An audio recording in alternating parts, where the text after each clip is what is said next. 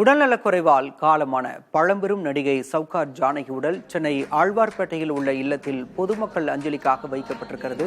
அங்கு ஏராளமானோர் இறுதி அஞ்சலி செலுத்தி வருகின்றனர்.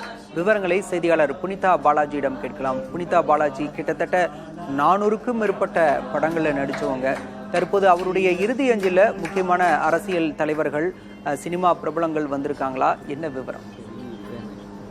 பாலா ஒரு முக்கிய நடிகை சவுகார் ஜானகி மறைவு திரைத்துறையில ஒரு பெரிய சோகத்தை ஏற்படுத்தியிருக்கிறது. நேற்று பிற்பகல் உயிரிழந்த சவுகார் ஜானகியுடன் உடலானது நேற்று இரவு அவரோட இல்லத்துக்கு கொண்டு வரப்பட்டது.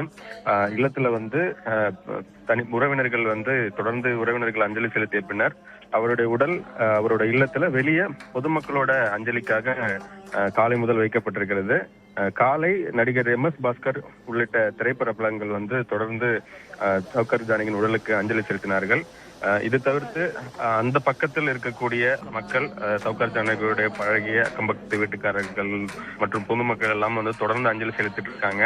அடுத்ததாக நடிகர் கமல்ஹாசன் அவர்கள் அஞ்சலி செலுத்துவார் என எதிர்பார்க்கப்படுகிறது. இன்னும் திரைத்துறையில் இருக்கக்கூடிய முக்கியமான நடிகர் நடிகைகள் எல்லாம் சவுகார் ஜானகி அவர்கள் உடலுக்கு அஞ்சலி செலுத்துவதாக தெரிகிறது பாலா.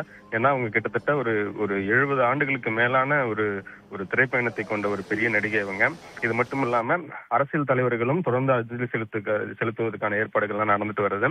அந்த இடம் செனட் சாலை ரொம்ப முக்கியமான இடம் என்பதால் அந்த இடத்துல காவல்துறை பாதுகாப்பு அதிகரிக்கப்பட்டிருக்கிறது.